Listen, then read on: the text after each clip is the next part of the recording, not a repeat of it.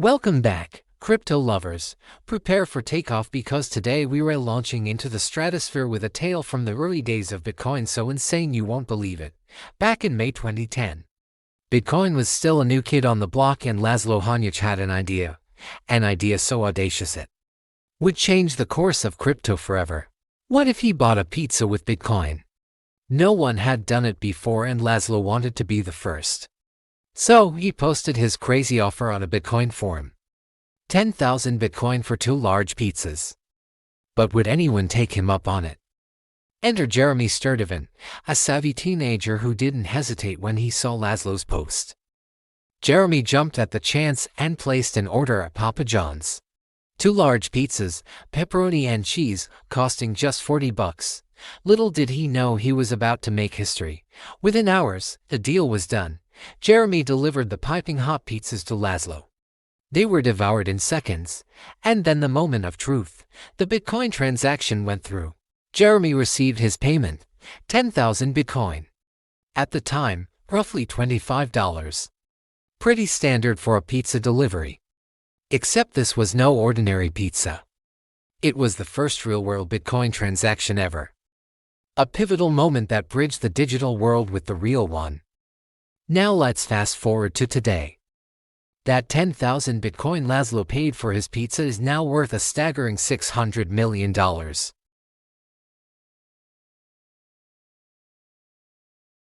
Imagine the taste. Laszlo might have just enjoyed the best pizza in the universe. So why is this important? Why should you care about a guy who paid a fortune for a slice of cheesy goodness? Because Laszlo didn't just buy a pizza, he opened a door. His audacious move showed people that Bitcoin could be used in the real world, not just online. It was a vote of confidence, a bold statement that paved the way for crypto adoption. But our story doesn't end there. After the historic pizza purchase, Jeremy, the pizza delivery guy, didn't waste any time. He spent his 10,000 Bitcoin on a brand new pickup truck. A shiny red 2010 Dodge Ram 1500. Nice ride. However, like all good things, his Bitcoin fortune didn't last forever. When the value of Bitcoin skyrocketed in recent years, Jeremy sold off some of his holdings, cashing out millions, but he still holds onto a significant chunk, hoping for another parabolic run. As for Laszlo, he lives a more low-key life these days. After his pizza purchase, he kept buying and selling Bitcoin.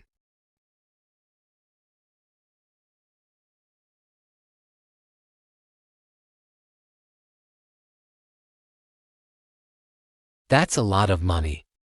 But compared to today's values, it's peanuts. Now, he mostly stays out of the public eye, working on his own projects. So what can we learn from their stories? Well, always seize the moment. You never know when opportunity will knock. And don't underestimate the power of a good pizza. It brought together two men from different walks of life and changed the course of crypto history. Hey, before we wrap up, we've got a question for you. Would you pay $300 million for a pizza? Drop your answer in the comments below. Let's see who's a real pizza lover. And while you're at it, hit that subscribe button. We've got plenty more pizza-sized stories coming your way.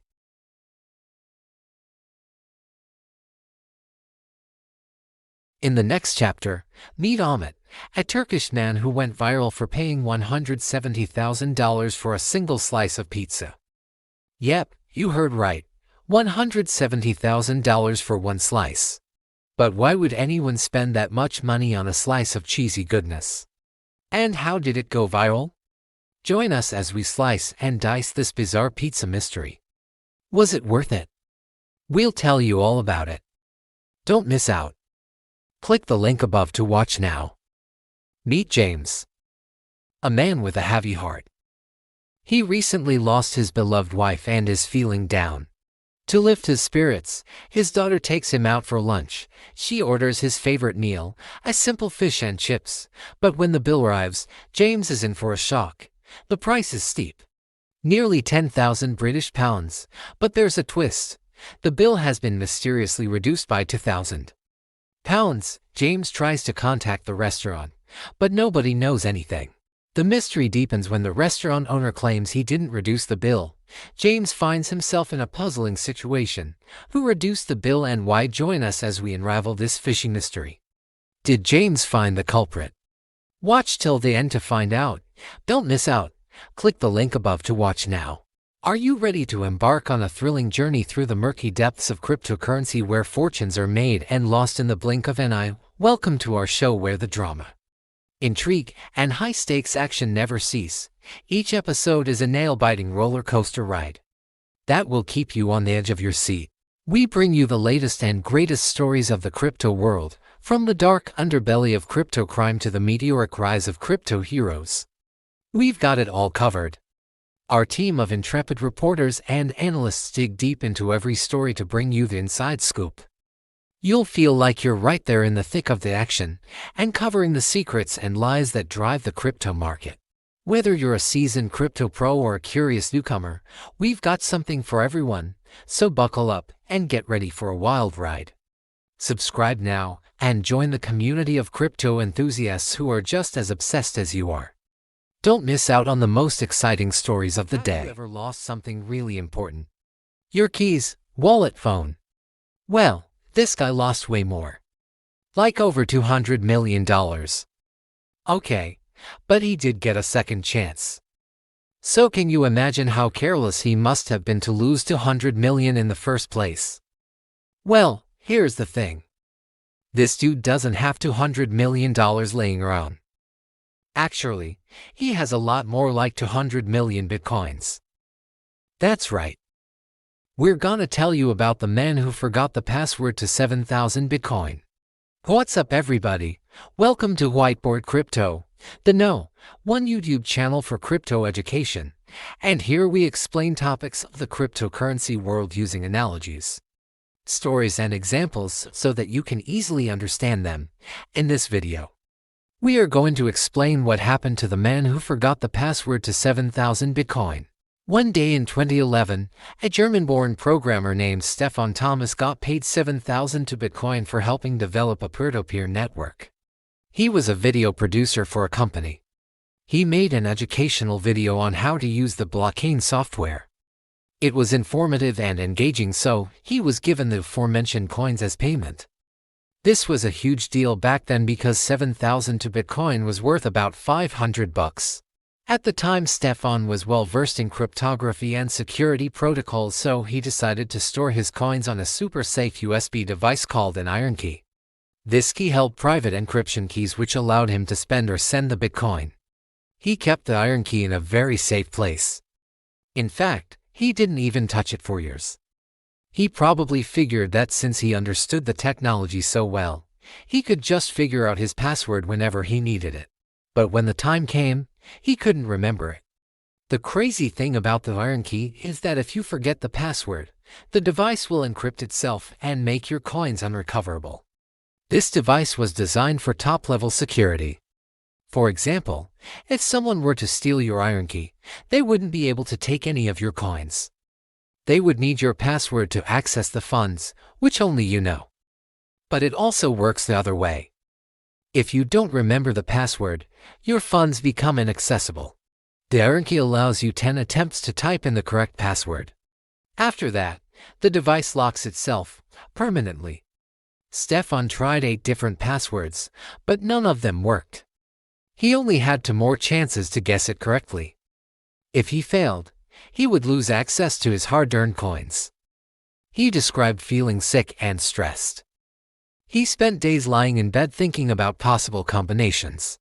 When you are storing that much value in one device, you should really write down the password somewhere. That's what most people do. It's called a seed phrase. Instead of writing it down, Stefan chose to memorize the password. And now, he is paying the price. How much is the password even worth? Well, at the time of recording this video, it is worth over $200 million. So what did Stefan do? He reached out to the company that made the iron key, hoping that they could help him regain access. Unfortunately, they couldn't. Remember, this isn't like logging into Facebook where you can click Forgot Password. With crypto, there is no such thing. When you control your money, you alone are responsible for protecting it. Nobody can recover your lost coins or restore your forgotten password. You might be thinking that the Iron Key is a scam. After all, why would someone create a device that makes your coins unrecoverable? Well, it's not necessarily a scam. It's just a very secure way of keeping your crypto safe. For example, someone could steal your Iron Key, force you to type in your password, and if you do, they get all of your coins. The Iron Key makes that impossible. Even though Stefan had no backup, he still had a couple of chances left. Perhaps if he just relaxed and stopped panicking, he could have remembered it.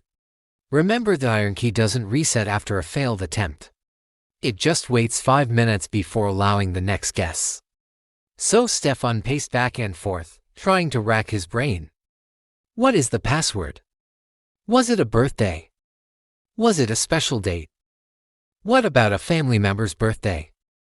Maybe a pet's name? What about a combination of numbers?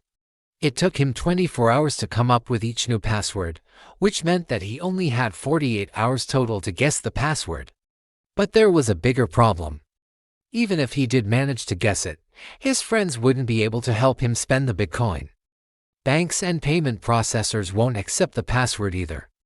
You see, when you buy something, the merchant needs the private key to confirm the transaction. If you show the merchant your public key, they could put the Bitcoin in their account, but it would be useless to you because the public key can't be used to spend the coins. Think of it like this. If you gave someone your checking account number and routing number, they could deposit money into it. But you wouldn't be able to spend those coins because you don't have the corresponding private keys. So if Stefan managed to guess the password and access the coins, he would essentially own them, but he wouldn't be able to spend them. All of this might sound like a made-up story, but it's true.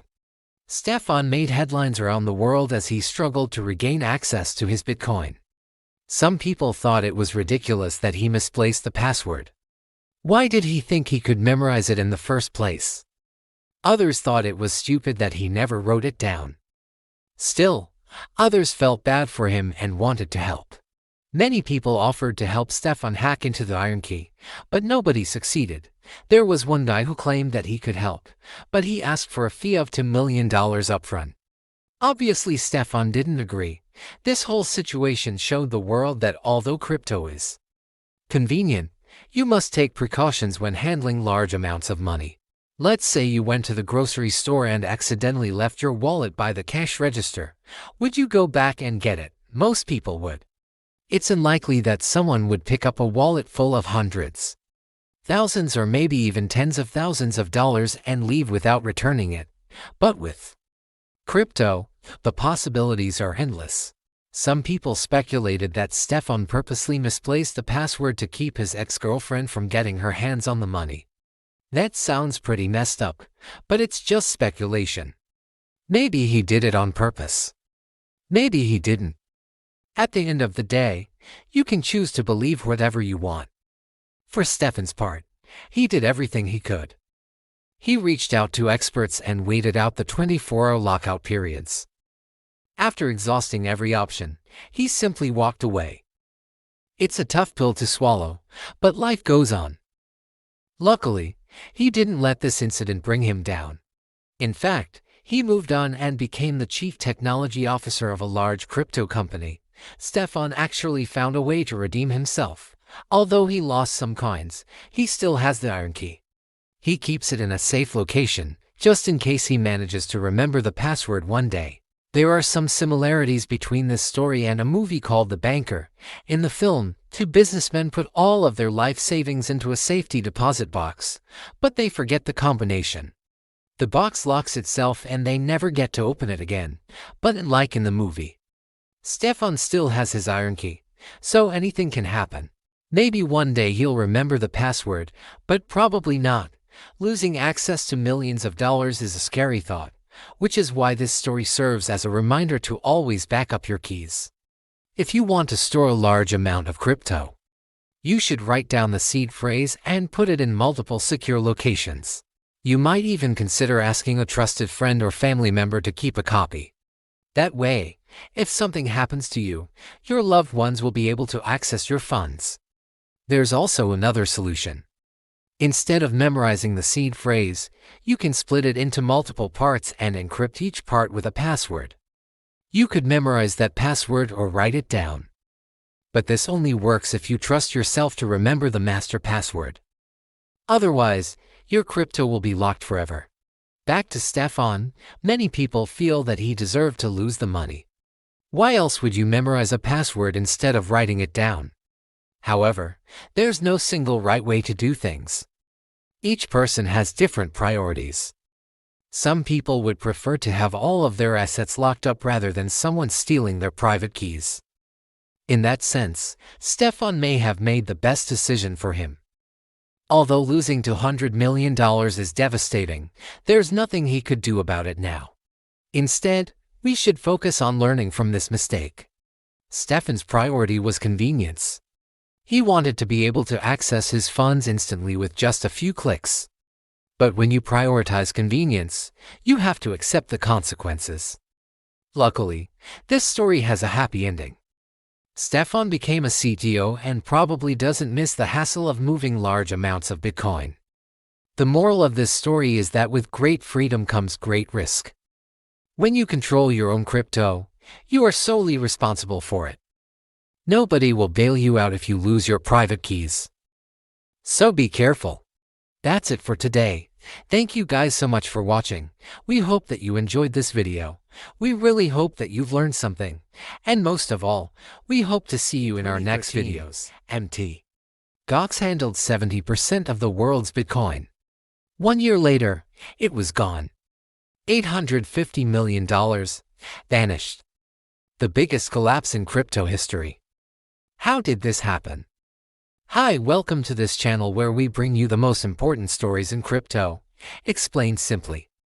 First, let's go back to the beginning. Mt.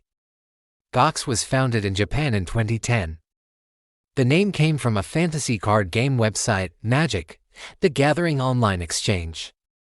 But soon it became the largest Bitcoin exchange in the world. By 2013, they were handling 70% of all Bitcoin trades globally. This made them a giant. But behind the scenes, things were not so good.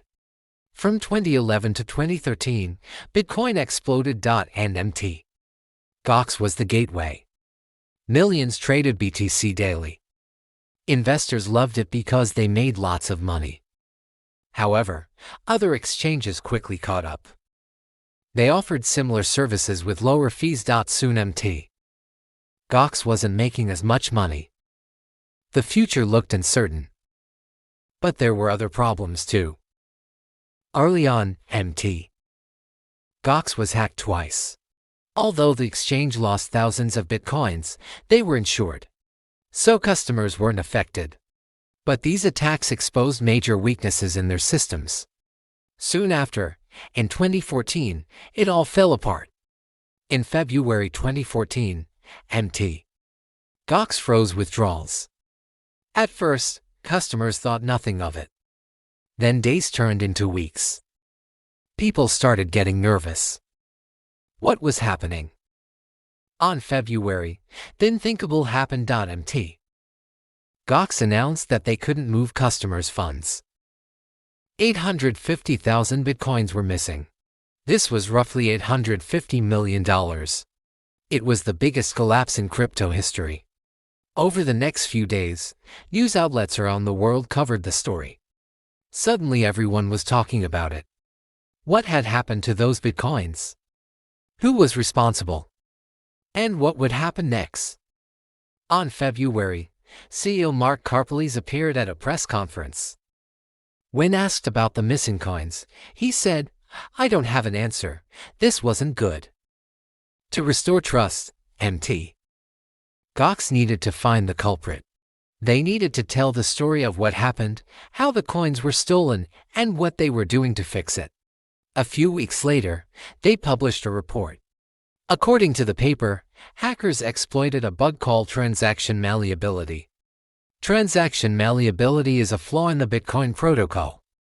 It lets users change certain parts of a transaction before it's confirmed. This can be used to trick exchange servers into thinking a payment has been confirmed when it hasn't. Eventually, the hacker can steal the funds. There was just one problem with this report. Experts around the world panned it. They told everyone it was wrong. One expert, it's impossible to lose private keys if you don't know where they are. It means someone stole the coins. Full stop. What's worse, the company seemed confused about what happened. In a blog post, they said, "We believe that our systems have been compromised," but just 3 days later, they retracted the statement. This led many to believe that there was more to the story. Then there was the CEO. His story kept changing. Mark Caperles had a lot on his plate. As the face of the company, he had to do everything he could to save it. But his actions didn't help. After the announcement, he disappeared from the public eye. Many found this strange. Why wouldn't he talk about the issue? Why hide from the media? As time went on, the negative headlines continued. In June 2014, Forbes posted, "The feds are now investigating the missing bitcoins at ruined exchange." A few months later, they wrote, "MT. Gox hackers stole almost 3 times more than thought." This put more pressure on the company. They needed to take action. They needed to solve the mystery. In November 2014, Caperles gave an interview to Wired. He spoke about the hack for the first time in months. According to Caperles, 2 hackers stole the bitcoins over several years.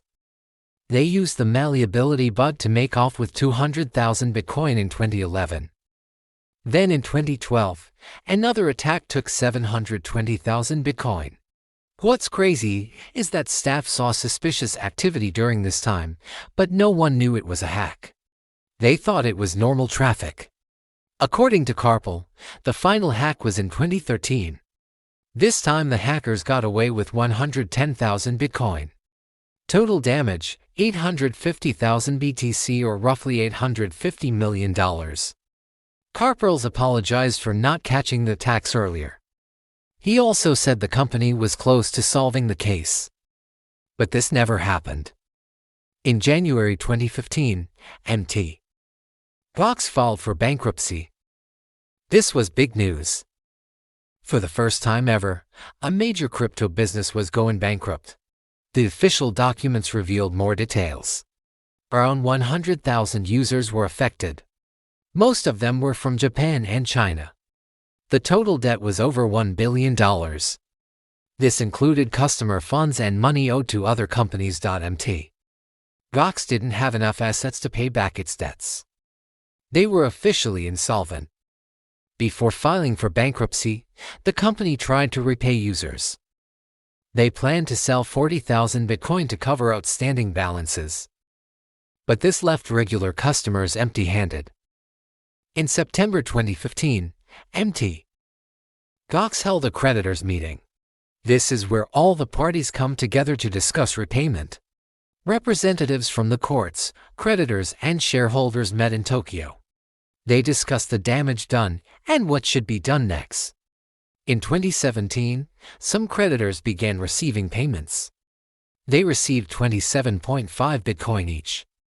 This was supposed to be compensation for their losses. However, some users never received any money.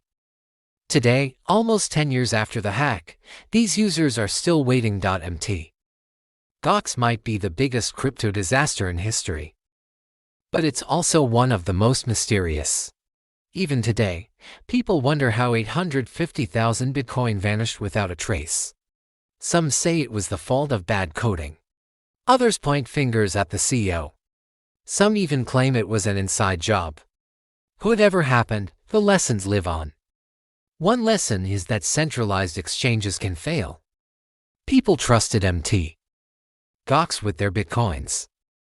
But when the company failed, they lost their coins. To avoid this, people use cold storage wallets. These are hardware devices used to store crypto offline. Another lesson is that exchanges need to be audited independently. Since MT.GOX wasn't audited, no one knew how much Bitcoin they really held. So what will happen to MT.GOX? Well, It's hard to say. In 2019, Karpeles announced that he would return the money. He said the company was working on a reorganization plan. This might allow them to pay back creditors. But it doesn't look likely. The investigation continues. But there's one thing we know for sure. MT. Gox changed crypto forever.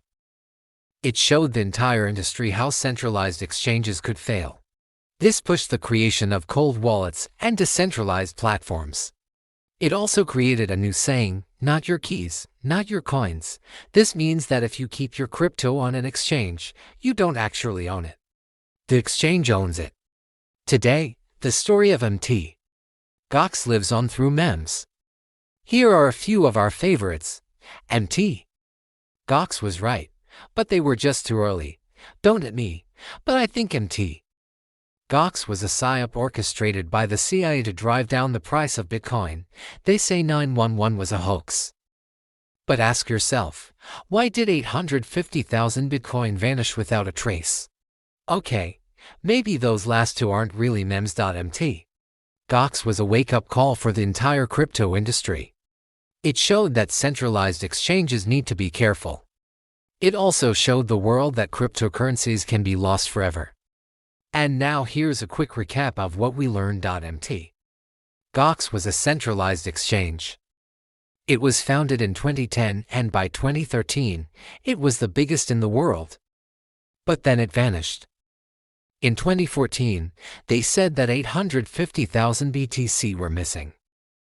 This was about $850 million. The CEO blamed hackers for stealing the funds. But even today, no one knows for sure what happened. In 2015, MT. Gox filed for bankruptcy. Thousands of people lost everything. Some got a small portion of their money back, but most are still waiting. MT. Gox changed the crypto industry forever. It showed the world that centralized exchanges can fail. That's why people use non-custodial wallets like cold storage. Also, exchanges should be regularly audited so that we know they have enough money to pay us back. This was part 3 of our Crypto Crimes series. Next up, QuadraGax, the exchange that died with its founder, $190 million, gone when one man took the password to the grave. Subscribe if you haven't already and click here to watch the next video. Thanks for watching and see you in the next one. The Bitcoin exchange site MT. Gox handled 70% of all Bitcoin transactions. It was so massive that when it collapsed, taking $850 million with it, the whole crypto market trembled. What happened to MT.GOX? Is any money ever going to be recovered? And why should we even care about this disaster today? Those are the questions I'll answer in this episode. Let's get started. But first, if you want to see more suspenseful videos like this, please hit subscribe because there's a new episode every week. In this series, I cover criminal trials, cryptocurrency mysteries, and everything in between. Now let's rewind the clock back to 2010. The world of Bitcoin was nascent. The value of one Bitcoin was around $100. And many people were getting in on the ground floor. This was also when Jed McCaleb, the founder of the popular trading platform eToro, launched an online forum called Mt. Gox or Magic, the Gathering Online Exchange. Now you might be thinking, wait, what? An online forum? Well, yes. Back then, forums were still really big. And what Mr. McCaleb wanted to do was create a place where fans of the collectible card game Magic, the Gathering, could buy and sell cards and trade them for other items. But shortly after he launched the forum, Mr. McCaleb decided that he wanted to move on to something else. So, he sold it to Mark Karpeles, who was a French-Canadian programmer living in Japan. And this is where our story takes a turn. Mark Karpeles saw the financial opportunity of Bitcoin and quickly pivoted the forum into a Bitcoin exchange. But in order to get investors, he had to convince them that his exchange wasn't just another scammy get-rich-quick scheme. So, he hired a team and got to work. Within 2 years, he launched a full-fledged Bitcoin exchange and attracted plenty of investors. By the end of 2011, they were handling over half of all Bitcoin trades. 2 years after that, by mid-2013, they were handling 70% of global Bitcoin volume. They had thousands of employees and their service was available in over 240 countries. For some perspective, that's like if Amazon suddenly started handling 70% of all retail purchases across the globe. Things were clearly moving very fast. Mr. Karpels himself became a millionaire and at one point owned 180,000 bitcoins. But behind the scenes, all was not well. Although the company was growing quickly, its infrastructure was not. If you've been following this series for a while, you'll know that I've talked before about the importance of keeping your assets safe. For example, I've covered several cases of crypto millionaires who lost everything when their hardware malfunctioned or was stolen. But this is on a much bigger scale. Over the years, hackers had gradually been siphoning funds off of exchanges, and there was nothing anyone could do about it. But the thing is, back in 2013, people didn't realize this was even happening. Security measures were practically non-existent. Exchanges weren't audited. And because of this, it wasn't until later that people realized that huge amounts of cash had been vanishing for years. At first, things seemed to be going great for Mt. Gox. In 2014, they expanded their services to include virtual item sales, which allows traders to take leveraged positions on different crypto assets. But then in February of that same year, customers began to notice something strange. Withdrawals were taking longer than usual. On February 24, 2014, withdrawals were halted entirely. At first, the staff reassured everyone that everything was fine. But a few weeks later, shocking news broke. According to reports from Bloomberg News, thousands of customers had reported not being able to withdraw their funds from the exchange. People tried to contact the company but no one answered. By March, the situation had become dire. Thousands of customers crowded the site demanding their money. On March 26, the company finally admitted defeat and announced that they would be filing for bankruptcy. It was later discovered that 850,000 bitcoins belonging to the exchange had gone missing. That's roughly $850 million at today's prices. At the time, it was the largest crypto collapse in history and caused Bitcoin's price to plummet 36% in a single day. After the company went bankrupt, it was revealed that most of the missing funds belonged to the company itself. However, 100,000 customer bitcoins were also gone. That's roughly $100 million at today's prices. And the company's investors sued Mr. Karpels claiming that he had kept the company running through false pretenses. Now we need to talk about one of the craziest parts of this story. After Mt. Gox filed for bankruptcy, Mr. Karpels returned to Canada and moved to Thailand. The Japanese government had wanted to charge him with breach of trust, but he resisted extradition. In late 2015, Mr. Karpels gave an interview to Vice Motherboard in which he claimed that the missing coins were stolen by hackers who exploited a little-known feature of Bitcoin's code called transaction malleability. In a nutshell, this means that certain Bitcoin transactions can be altered without changing the transaction ID. This makes it possible to trick the system into thinking that a transaction has been confirmed when it hasn't. Now there's a lot more detail that goes into this, but I won't bore you with the details. You can read more about it if you're interested. But essentially, what Mr. Karpels claimed is that the hackers repeatedly tricked the system and stole the coins. However, many people thought that this excuse was bogus. First of all, transaction malleability is a well-known feature of Bitcoin's code. Every developer knows about it. But more importantly, it would have left a trail of evidence that could have been uncovered through an investigation. To date, no one's even come close to proving that this actually happened. This has led many people to suspect that Mr. Karpels was lying to cover up his own mistakes. We may never know for sure what happened. But the fact remains that $850 million disappeared and most people never got their money back. Although it happened almost 10 years ago, this event still matters today. It set the stage for so many events that followed. It exposed the risks of putting your money into a centralized third party. And it helped to pave the way for the rise of cold wallets, seed phrases, and decentralized platforms. As a matter of fact, there's a popular saying in the industry today that says not your keys, not your coins. This is a direct reference to events like these. Before Mt. Gox, people used to think that having an account with a major exchange was safe enough. But that's simply not the case. To learn more about this, check out my recent video on the phrase not your keys, not your coins. But here's the thing. Even though the technology has advanced since 2014, human nature hasn't changed. And this is why I make these videos. Every week on this channel, I cover a different topic in the world of cryptocurrency. Whether it's a mystery, a trial, or a bizarre story, my goal is to help you avoid becoming a victim. Because honestly, it happens every day. People lose millions of dollars to scams, hacks, and other forms of crypto crime. And my goal is to stop that. So please hit subscribe if you want to be notified each week when new videos come out. Now let's wrap up with a quick recap. Mt. Gox was founded in 2010 by Jed McCaleb. But 2 years later, it was bought by Mark Karpeles, who turned it into a Bitcoin exchange. As the exchange grew, hackers stole money from its customers and the company's own funds. In 2014, the company filed for bankruptcy and $850 million vanished. Mark Karpeles claimed that the money was stolen by hackers who exploited a Bitcoin feature called transaction malleability, but no one knows for sure what happened. Thousands of customers lost everything. Some received refunds years later, but many still wait.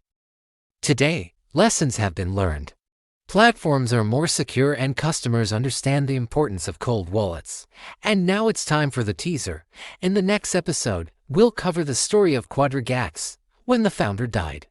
He took the password to $190 million with him to the grave. What happens next will shock you. Thanks for watching. See you in the next final episode of our Crash Course series.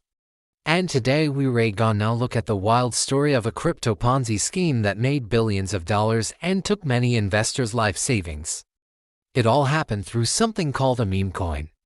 So if you're ready to learn about the craziest, most destructive meme coins of all time, keep watching. Welcome to BitBoy Crypto.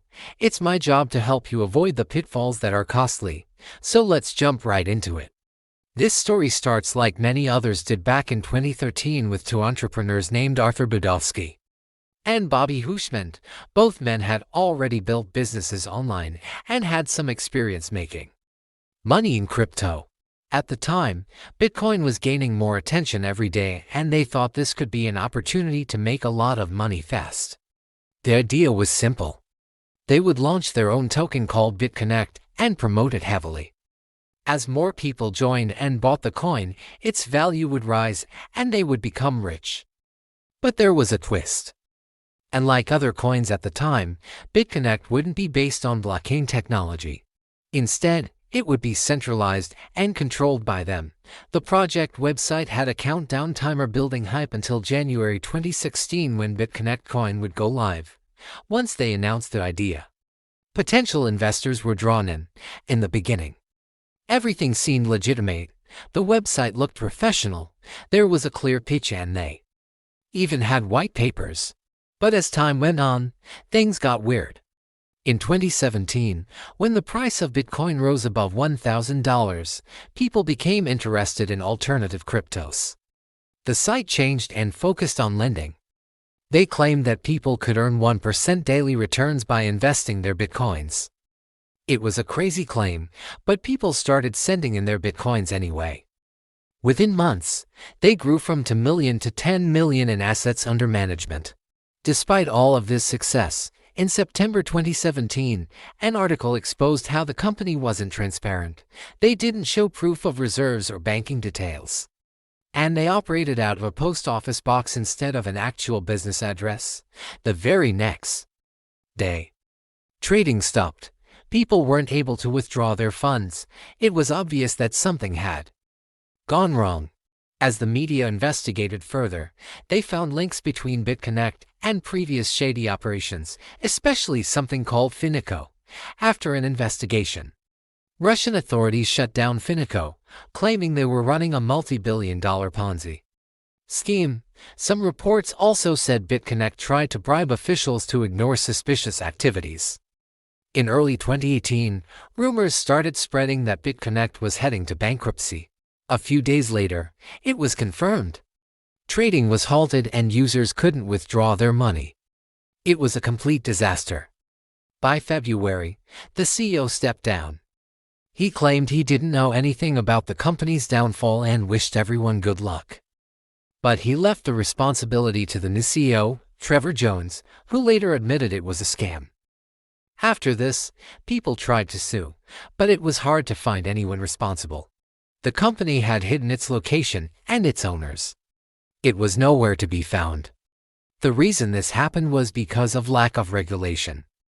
In the past, financial institutions had to prove they were trustworthy. They needed licenses and to follow rules. But crypto was a new industry. Things moved faster and there were only a few restrictions. Anyone could start a crypto business and take people's money without any repercussions. With all that being said, why did this happen? How did so many people fall victim to this? Well, first off, Bitconnect was easy. All you had to do was sign up, deposit some crypto, and you would receive interest daily. Then you could take that money and invest again and again and again. This may sound like a dream come true, but in reality, it was a trap. You might have gotten lucky at first, but eventually the house always wins. Second, people trusted the influencers. Remember when I said it was the Wild West? Well, a lot of famous YouTubers were paid to talk about Bitconnect and tell people it was amazing. Since they were popular, people assumed they must be telling the truth. However, these YouTubers didn't really care about helping people. They just cared about making money. And third, there was scarcity. Bitconnect used the same tactics as rare Pokemon cards. They claimed that the coins were valuable because they were rare. They limited the supply so people would think the prices would go up. But in reality, it was just another trick to make people think it was a good investment. These three factors combined led to a perfect storm that allowed Bitconnect to thrive. It was easy, people trusted it, and it seemed rare and valuable. Finally, here's what happened to the founder. After everything came crashing down, the founder kept a low profile for a while. But in December 2018, the SEC sued him. They accused him of launching an ICO that wasn't registered and generating millions of dollars through it. This lawsuit didn't stop there. It dragged on for years until finally in April 2023, the founder agreed to pay $12 million in penalties. This was a major victory for the SEC and gave people hope that justice could still be served. However, the CEO of Bitconnect isn't the only one facing consequences. In fact, even the Attorney General of Singapore has charged the co-founder with money laundering. The investigation is ongoing. But so far the lawyer faces up to 10 years in jail and a fine of $1 million.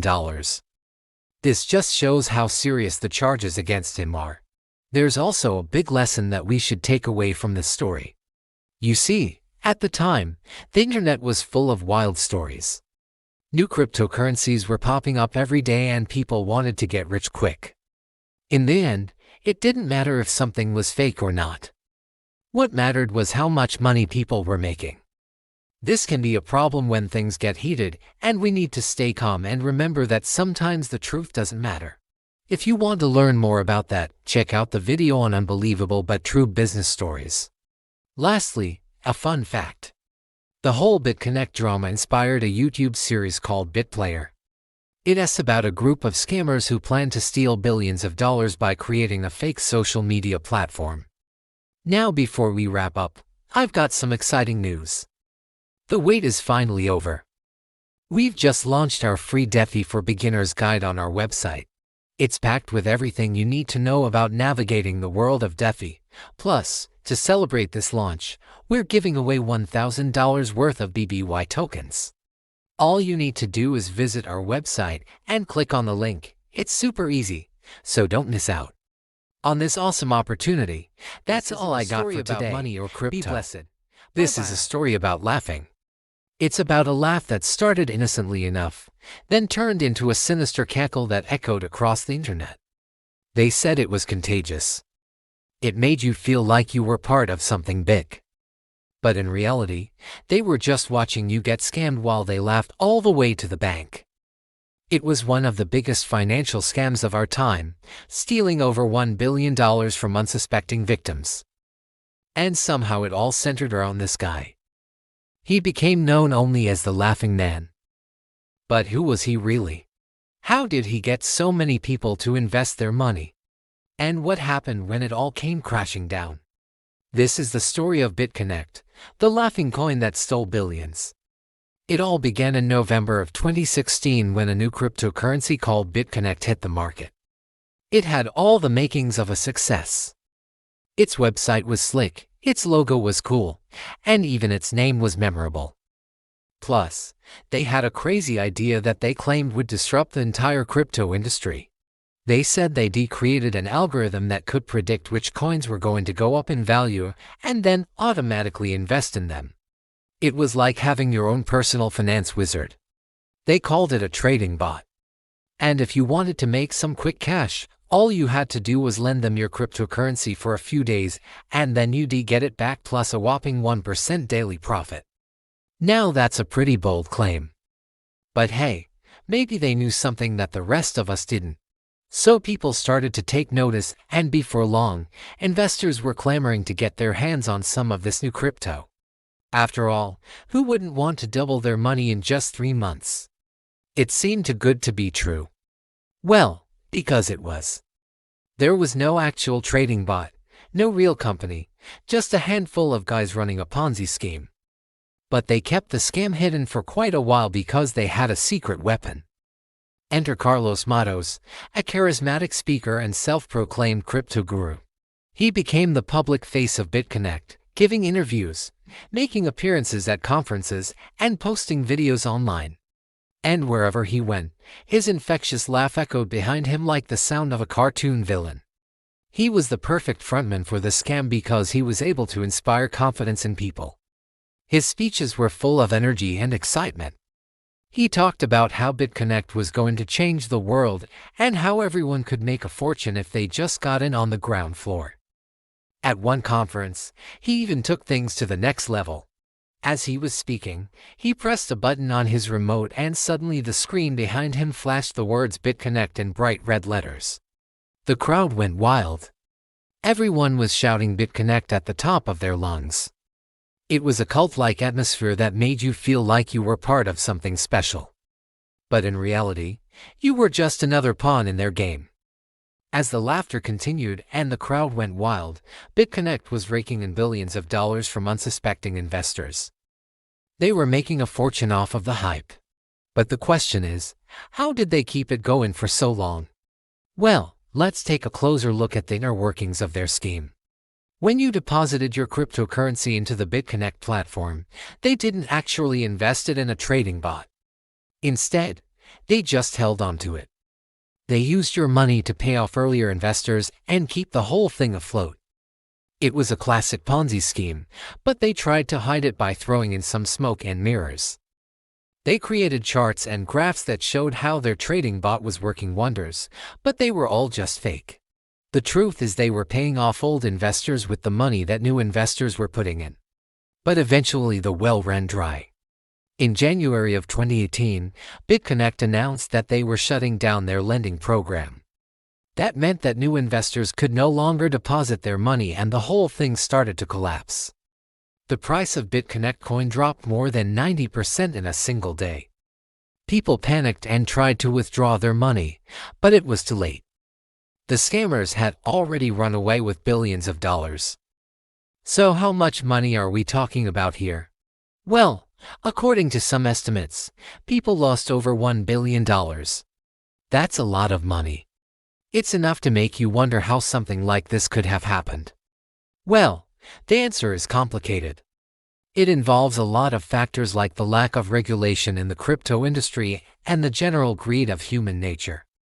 But there's also something else, something that's hard to put into words, something that makes you feel foolish for falling for such an obvious scam. It's the feeling you get when you realize that you've been laughing at yourself the whole time. For some people, though, it's not just a feeling. It's a fact.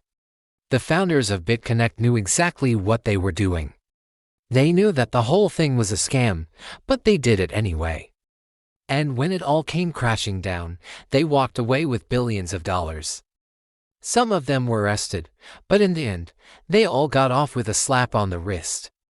One of them, a guy named Satish Kamhani, was charged with conspiracy to commit securities fraud and money laundering. He was facing decades in prison, but in the end, he pleaded guilty to a lesser charge and served just 2 years in jail. The others either disappeared or changed their names. And Carlos Matos, well, he became a ghost.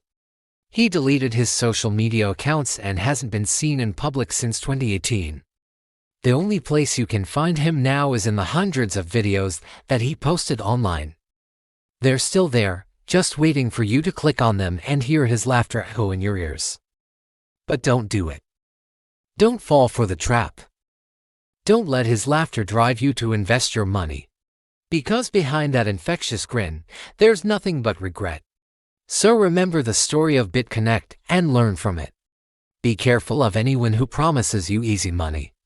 Don't believe everything you see online.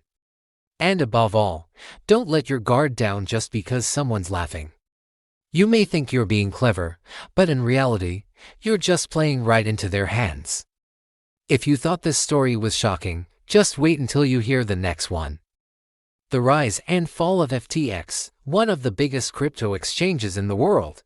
How did it manage to steal billions of dollars from its customers? And what does it mean for the future of crypto? To find out, stay tuned for the next episode.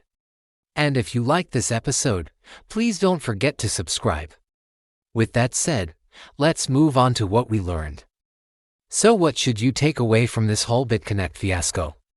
First and foremost, be skeptical when someone promises you guaranteed returns on your investment.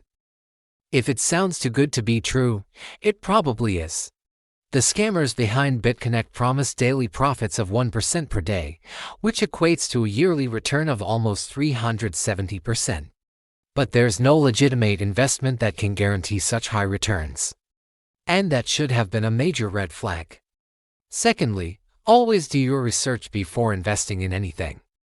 Don't just blindly trust what you see on the internet or what you read told by so-called experts. Take the time to understand the technology, the team behind it, and the potential risks involved. In the case of Bitconnect, they had no real company. They couldn't provide any proof of their trading bot, and they relied heavily on referrals to grow their user base. These were all clear signs that something wasn't right. Finally, don't let your emotions get the better of you. When you're investing, it's important to stay calm and rational, not let fear or greed cloud your judgment. Remember that investing always carries some level of risk and sometimes your investments can go down in value. So don't rush into anything and don't make decisions based on FOMO or other irrational factors. In the world of crypto, there will always be new projects and investment opportunities. But it's crucial to be cautious and informed. Don't fall victim to gimmicks and empty promises. Instead, focus on fundamental analysis, research, and due diligence. The most successful investors are not the ones who invest in every hot new coin. Instead, they carefully select projects that meet their investment criteria and that have a strong chance of long-term success. So if you want to succeed in the world of crypto, you need to be patient, disciplined, and most importantly, smart. Don't let the laughter fool you. Behind that infectious cackle could be a scam waiting to happen, but don't worry. Because we'll be there every step of the way to help you navigate the wild world of crypto. So, stay tuned for more updates. And remember, don't fall for the Crypto Gone Wrong, where we take a look at the craziest and worst crypto scams, collapses, hacks, Ponzi schemes, gambling mistakes, and more. Each week we will be taking a deep dive into the most insane crypto stories so you can learn how to spot red flags, avoid scams, and stay safe in the exciting but risky world of cryptocurrency. So sit back, relax, and let's get started with this week's episode number 7. In today's episode we are going to be talking about FTT. X and how over $8 billion vanished overnight. Now before we get started with today's episode, make sure to leave a comment down below with your favorite crypto pump or dump sound effect. We will be picking our top few comments and giving away $100 worth of Ethereum to each winner. So what are you waiting for? Leave a comment down below and you could be one of the winners. FTX was founded in 2019 and quickly became one of the world's biggest crypto exchanges. FTX's headquarters looked like an elite private school with a basketball court, volleyball court, climbing wall, nap pods and slides. They even had a $40 million corporate jet. FTX had flashy ads everywhere, including TV ads during the Super Bowl, celebrity endorsements from Shaquille O'Neal, Larry David, NHL great Mark Messier and many others. And they even dressed up Margot Robbie as SBF for Halloween. And of course, if it wasn't obvious, they made their own token, FTT. But how did FTX make money? Well, just like any other exchange, they would make money from trading fees. But FTX also offered FTT token holders special benefits like reduced trading fees. So the more FTT you held, the cheaper it would be to trade on the platform.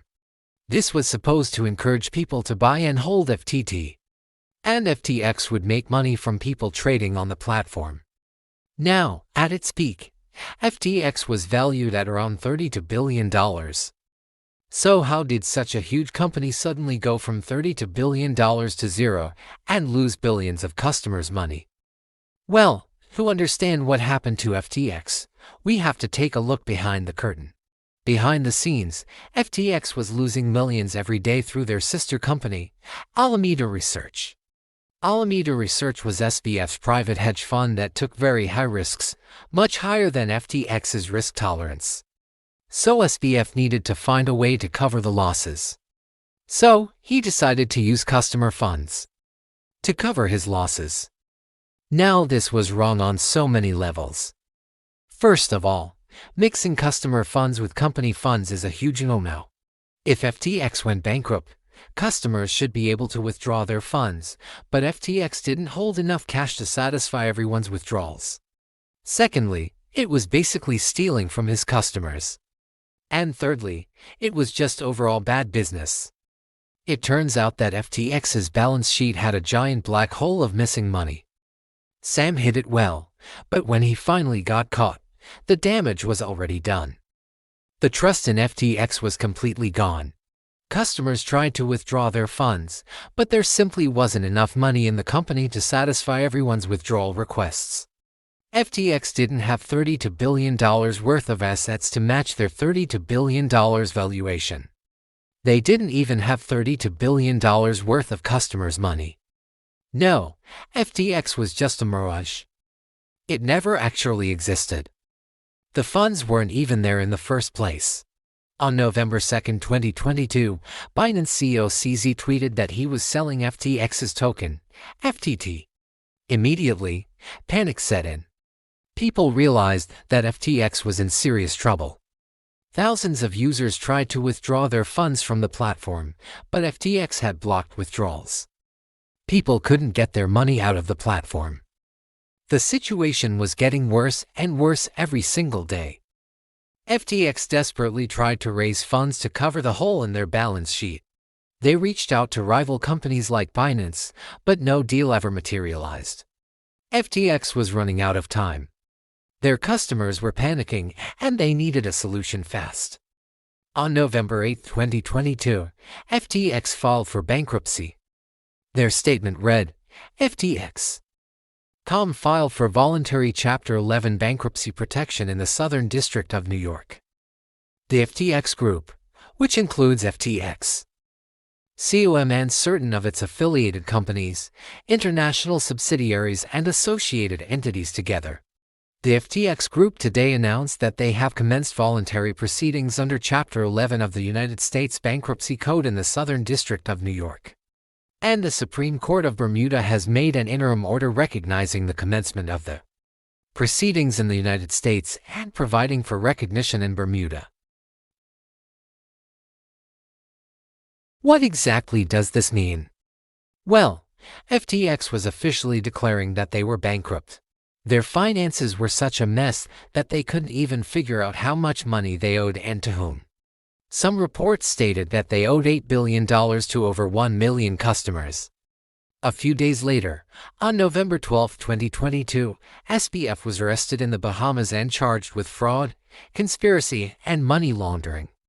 The arrest was part of a joint operation between the Bahamian government and the United States government. According to U.S. officials, he misused billions of dollars of customers' money to cover losses at Alameda Research, buy luxury real estate, make hundreds of millions of dollars in political donations and more. The complaint alleges that he knowingly diverted customer funds to Alameda, even after FTX received warning signs from employees about commingling funds. At Alameda, SBF and his senior executives concealed the true nature and extent of the misuse of customer funds and deceived equity investors about the financial health of Alameda. For example, in early 2022, Alameda held approximately $65 billion in FTT. By May 2022, the value of FTT had declined to approximately $12 billion. Concerned that Alameda's balance sheet reflected this decline in value, SBF directed Alameda employees to adjust records to reflect a higher value for FTT. On November 18, 2022, SBF was released on a $250 million bond. The conditions of his release include a travel ban within the United States unless for pre-approved purposes, such as meeting with counsel or attending a scheduled court proceeding. A curfew from 10 p.m. to 6 a.m. Eastern Standard Time. He must also surrender his passports. And lastly, he cannot access any crypto wallets with a value exceeding $1,000. One of the main takeaways from the entire FTX collapse is that SBF thought he was too smart to get caught. However, greed always catches up to you in the end. He gambled with his customers' money, but ultimately he lost. His downfall will serve as a warning to other greedy executives who think they are smarter than the markets. Another takeaway is to never keep your crypto on an exchange if it has not your own private keys. Many FTX users lost their cryptos because they kept their cryptos on the exchange rather than their own hardware wallets. This is a huge mistake that many novice crypto users make. Your crypto, your keys. If you don't control your keys, then it's not your crypto. I hope you enjoyed this episode of Crypto Gone Wrong. Make sure to leave a like if you want to see more episodes. Also, let me know down in the comments what other stories we should cover in future episodes. Thanks for watching and I hope you learned something new.